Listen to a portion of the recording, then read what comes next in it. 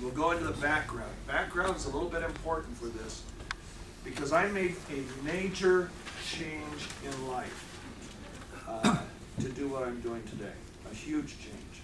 But without knowing my background, you wouldn't appreciate the change or the level of commitment. Because I know we're asking some of you guys to make a commitment. And I want you to know how committed Steve Scott and my fellow founders and owners are to you guys. I graduated from Arizona State University in 1970 with a degree in marketing. Thought I was going to go out and turn the world upside down on advertising. Only to find out that in Phoenix, Arizona, there was not a single company that would hire a fresh kid in marketing for a marketing job. They all wanted experience. So I did what a lot of people do. I got accepted selling life insurance in a management training program for a life insurance company. And a company out of Canada, based in Toronto. The company was called Manufacturer's Life. And it was a nice experience. In the 6 months I worked on that job, I sold 2 policies. That's not a lot. In fact, one to me and one to my best friend. But the bad news is, the day I got fired, literally within 7 days, both of those policies were terminated. They lapsed. My best friend didn't keep paying his premium, and I didn't have enough money to keep paying mine. So all my commissions were gone. But I started on job number 2, and that lasted for 3 months. And then I finally got a marketing job in Pennsylvania, in the Philadelphia area. First marketing job. I was hired as an assistant product manager for a Fortune 500 company in the marketing department. And something wonderful happened the day after I went to work there. My first child was born.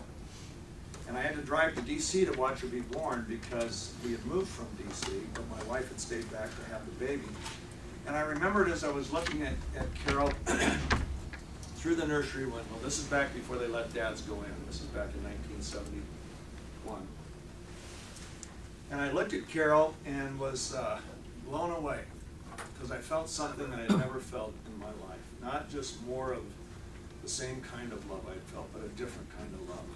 And it was unlike anything. I mean, I just saw these big blue eyes looking back at me and couldn't believe God's mercy and grace to Steve Scott to give me a child like that. And so I told her that day. I stayed and stared at her for 2 hours. She was born at 12:40 in the morning. I stayed for 2 hours.